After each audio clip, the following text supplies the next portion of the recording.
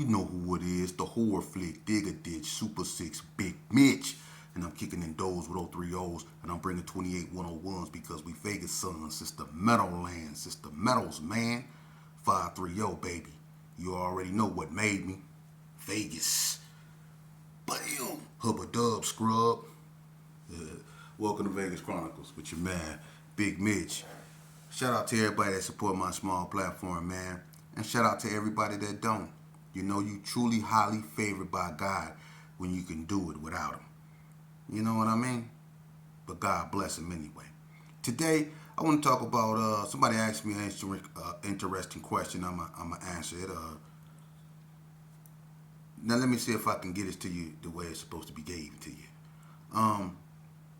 You spoke on the Rolling 60s claiming 111. Let me correct you. The Rolling 60s in Vegas don't claim 111. 111 was spray painted on a carry arm side of West Street a long time ago. It said 111 in hood. Okay? That don't mean that the Rolling 60s over there was claiming that. They also called West Street Black back in the early 80s Nutty Block. See, that was a term they used for that. And we know Nutty Block, Compton, Crip is in Cali. But they call that Nutty Block. All right, now, when you the spray paint don't mean that the 6-0s was claiming that. Maybe it was some 111 neighborhoods out here. It was a lot of Cali influence in that area back in the days. It's called Crip City. It was a lot of Cali influence, or just Crippin' period, in that area back in the days, man. But the 6-0s, when they left 40 block, you know, they even left they spray paint on 40 block. When the 6-0s left 40 block, not all of them left. I said that in my last video. It was still 60s on 40 block. But the 6-0s left a lot of spray paint on 40 block too. You didn't just have rolling 60s everywhere. You had Gerson stuff over there, but you also had something written on the ground, and people don't even, if you really from 40 block, as a baby, you seen this on the ground. And it's right up, if you walk across, with Do Dirty them stayed in that pink house up over there, right over there by my cousin Can, it was written on the ground, it said rolling 70s. I don't even know what that is. But that was on a spray painted, that was on the ground. Somebody put that on the ground. It was there for years till it started to fade. Like somebody took a paintbrush and paintbrushed it on there. One of them paint rollers. It said rolling 70s. I never heard of rolling 70s. But it was a lot of spray paint up over there. In the back of some of those houses, it said Lons Loke, rolling 60 Crip. That's Alonzo Hopkins, rest in peace. That was on 40 block, man. It was a lot of 6-0 spray paint in the back of them houses, on their walls, on the ground of 6-0 stuff. Okay? But the 60s that migrated to Crip City, they wasn't claiming 111 in hood. They was always 6 times 10 with the S on the end. But it was a lot of cripping over there in that area, so you had some of everything up over there.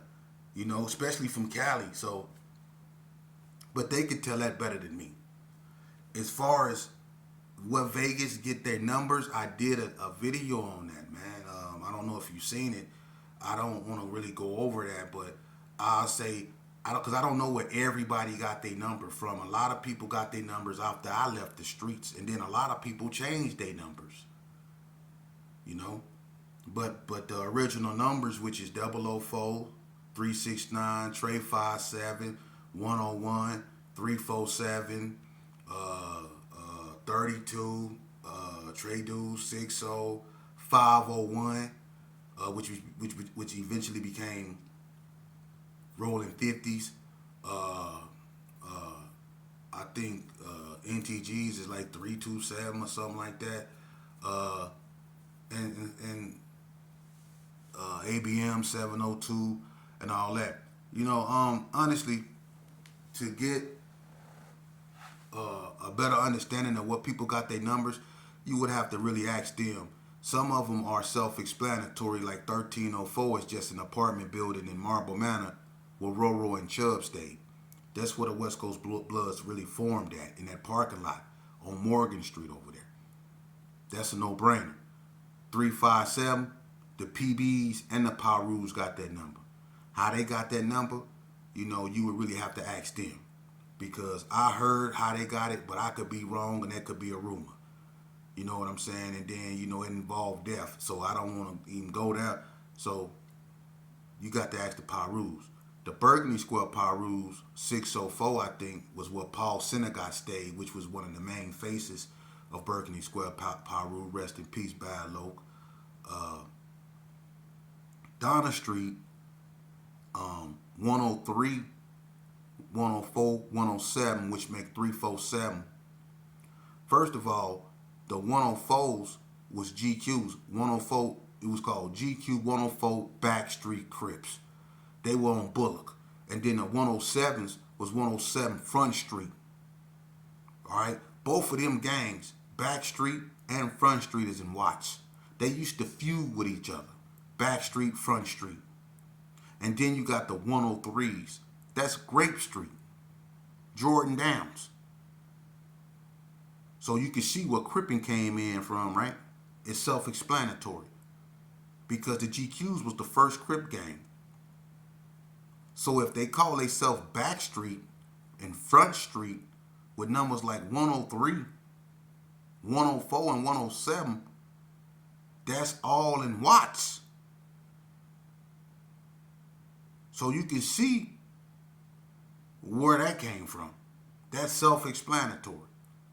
And we know that there are grapes from Donna Street. So that's self-explanatory. But anyway, as far as the other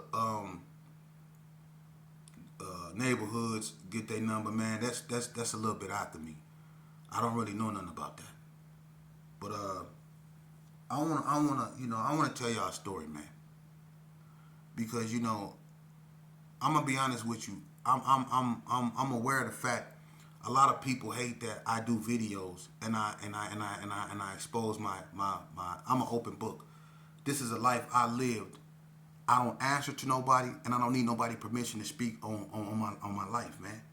And should nobody feel that way. I've been through hell, and I had to dig myself out of a hole that's unfathomable, man. Doing 20 years being locked up most of my life, man. Claiming something and believing in something that really don't believe in you. Loving something that really don't love you. Calling people your homies that's really your, you know what I'm saying? I hate to say it, but they might as well be your enemies. For real. Because, and one thing about people that they can't say about me is that I never ran and I left nobody. I ain't never told on one of these dudes. I ain't do nothing but what I signed up to do. And they hate on me for that. It took me a long time to realize that I was my own worst enemy and that I kept putting myself in the situations that led to the unfortunate circumstances that I had to go through. Notice how I say I had to go through. Like them 3-year dumps I had to do. Or them 5-year-old stays I had to do in the hole. Or them 6-month stays in the hospital bed that I had to do for being stabbed. How many times have I been stabbed for the homies? And I'm gonna be honest with you, man. If I didn't allow myself really to forgive myself and allow myself to be humble, allow myself to cry, allow myself to heal, I will be either in a straitjacket or a casket. For real. This life that we sign up for, man, there's nothing good about it. I'm telling you. Drug use, gang banging, incarceration. Those 3 alone is a recipe for just death. Because that's what all three of them lead to, is death. You better believe that. Drugs, death. Gangs, death. Prison, death eventually, and it's also a mental form of death. And you can get killed in prison. You can get put away in there for the rest of your life, and you're basically dead. You see? It's a form of torture to have life without in prison. Because every day you wake up, you go repeat basically the same thing to the day you die. Okay? Remember that. Remember that. Remember that the death penalty, when it's given to you, at least out here in the state of Nevada, remember that you never know when they go come to your door and tell you that the governor has signed your death warrant. You could be just happy you got $300 to get you a TV. Or you could be happy your son graduated or made some type of academy or whatever. And then they come knocking on your door talking about it's that time.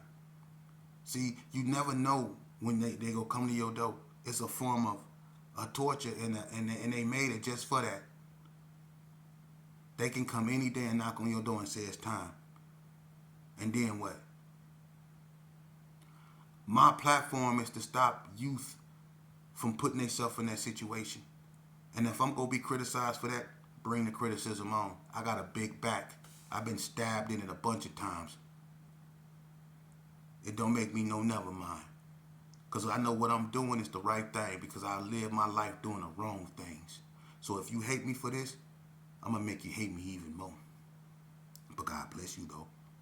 Moving along. I want to tell y'all a story. Vegas Chronicles. I had a friend, growing up.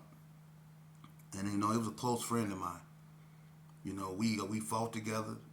We did a lot of bad things together. And I remember one time, we used to go to this Horizon High School when they first started. It was on Miller Street in Vegas Heights, and it was an old fire station. But everybody that got kicked out of school basically banned from the system. We had to go there. So, and where the school was in Vegas Heights, it was right next door to where some female rolling 60 stayed, Brianna and Ayana. Make a long story short, we get into it with them, and they call their homeboys, and Big Looney, he had a white two-door Cadillac, on Chrome McLean's. He pull up. Him, Billy, KD, and a few more. They pull up, right? We get into it with them.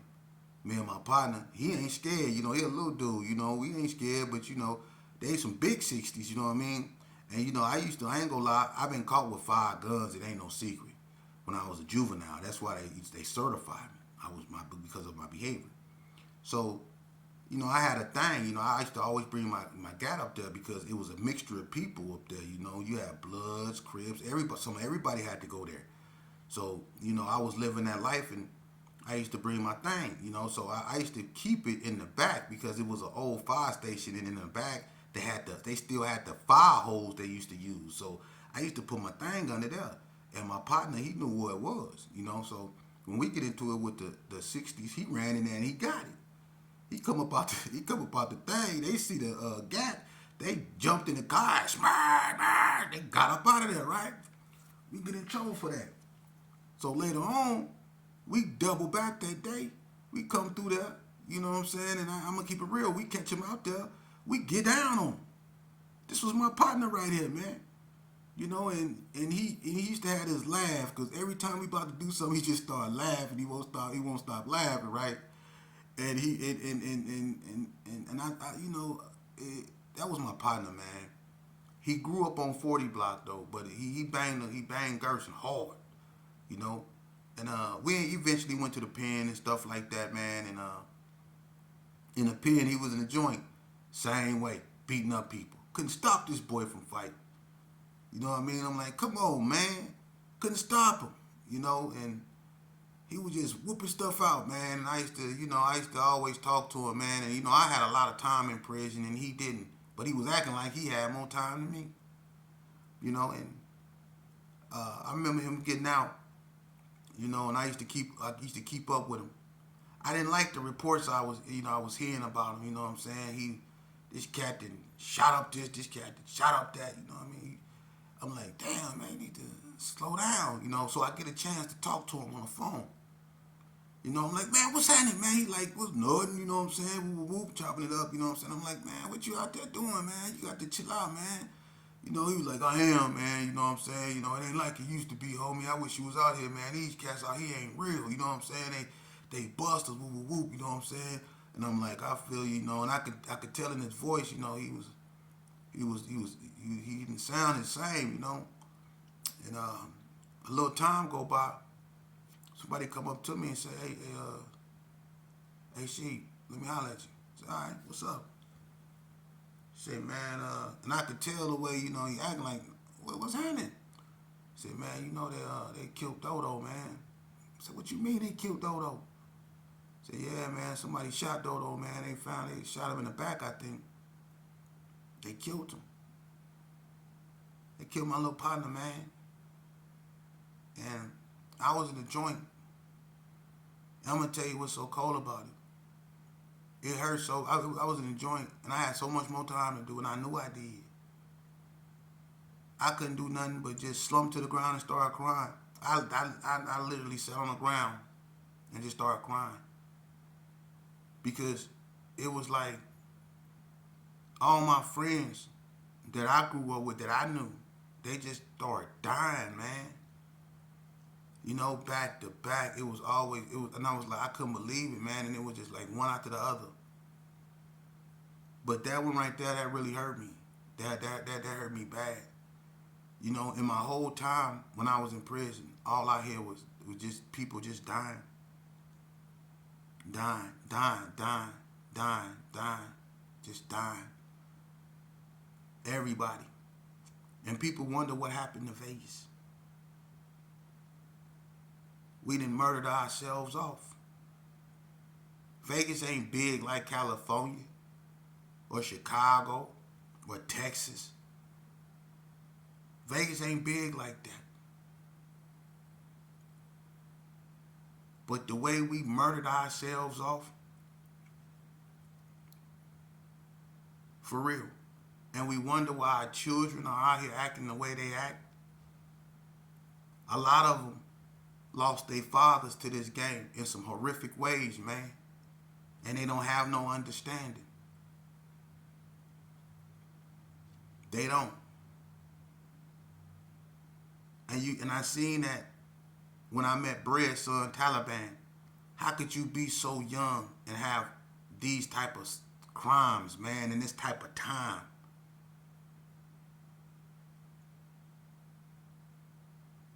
When I do these videos, man, it be sincere, it be from the heart, man. I don't care where you from.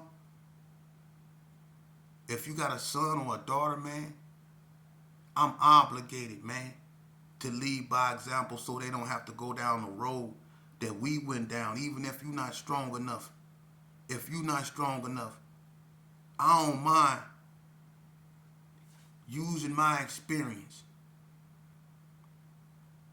to help deter your child or anyone's child away from gang culture, away from a destructive way of thinking, man. I'm not no preacher. They in the churches. I keep it real because I live this. I didn't read this out of no book. I live this. I'm speaking from indirect knowledge. Do you know what indirect knowledge is? Indirect knowledge is something you learn from experience. Direct knowledge is something you learn from the source. I learned from indirect knowledge that gangbanging will lead you to the penitentiary, that gangbanging will lead you to a casket, an early death, an early demise. I learned that gangbanging will show you that people that you put your ultimate trust in, that you thought love you, will 9 times out of 10 turn out to be your worst enemy. And the one that you couldn't trust. Because let one of y'all, look, How many of y'all, and I'm just speaking out in general, then caught a case with your homeboy, right? You kept it real. You didn't say nothing. You went to the penitentiary because you kept it real. He didn't. But that's okay. You figure the homies will deal with him. But you go to the joint, right? And instead of him looking out for you because he know he did you foul or because you took the case, instead of him looking out, let's just say you took the case. Let's just say you took it and you go to the joint. Did he look out for you? Did he look out for your family? Did he look out for your son? Or did he try to F your girl? Huh? Did he try to dirty mac you? Huh? And then, when you do a crime, man, look, I'm going to tell y'all a story. All right? No name, I'm going to just tell y'all a story. Think about this. This your homie. What about that? Say you was in a car, right? You see one of your homeboys. You pick him up. Right? He don't tell you he got a gap. Right? You got your baby in the car. Right? Your baby in the car. Right? In the back seat. Whatever. So y'all rolling. This dude got a thumper. You got your child. You just finna drop this cat off and keep it pushing. You know? Both of y'all, you really don't want to, be around him with your son, but you just go drop him off. Okay, say the police get behind you, right? They pull you over. You ain't tripping. Your L straight. You ain't got no warrant. You good. You ain't on papers. None of that. You finna tell the police, look, I'm finna drop this cat off and I'm finna take my baby on. You thinking you cool. This dude over here looking like his stomach hurt. You ask him, what's wrong? I got this thing. What you mean you got this thing? The police coming. Ain't no time to think of nothing. He got to get rid of it. And so he put it in the baby seat.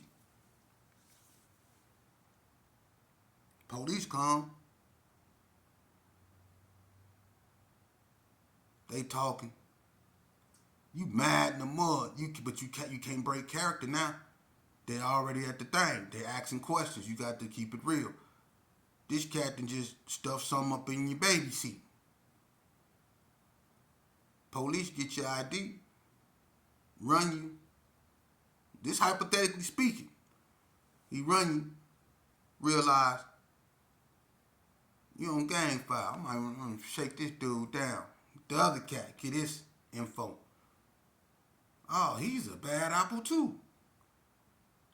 Let me step out the car, man. With y'all two together, it can't be nothing good going on. So you know how the police do you. Step out the car. Soon as you step out the car, they putting you in handcuffs. Step out the car, they cuff you up. Got y'all on the car. Anything in there? Y'all got any weapons, anything on you that's gonna poke me, anything? Nah. Mind if we search the car? Ain't nobody saying nothing now. You know the police, when you don't say nothing, you saying something. You know how they got that mentality. If they don't say nothing, they saying something. If they don't say no, that mean yeah. So they search the car, don't find nothing. You thinking, oh, they ain't gonna touch, the infant. You know what I'm saying? Yeah, they touched the infant. Went up on the infant, find the thing.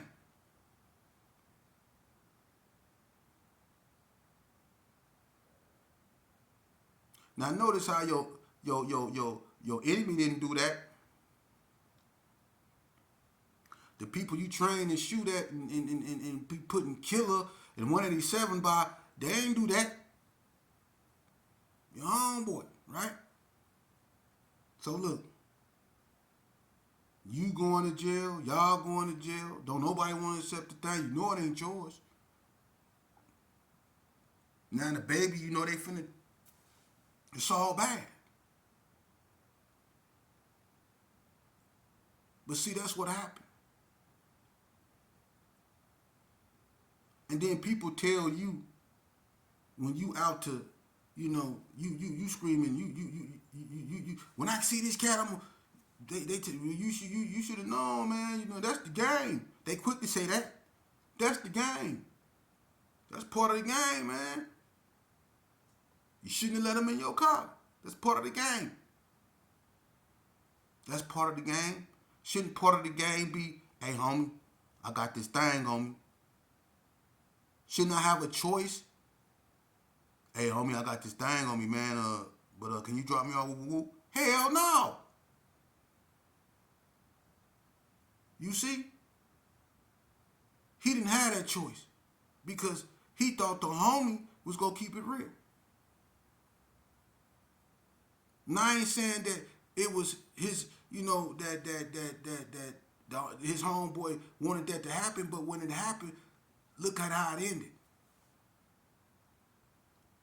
You see? Then you become bitter because they do, they take your child from you. You probably can't be around it.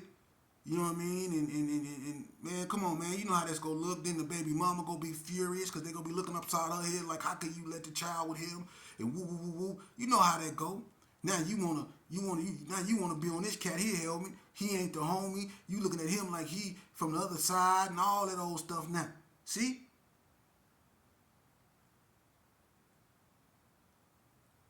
When you get in this game, that's what you set yourself up for. You look at most of these OGs out here, they got high blood pressure, they drinking Bud Ice, they can barely speak, barely walk, barely talk, barely think, they ain't barely here. Not all of them, but you look at them.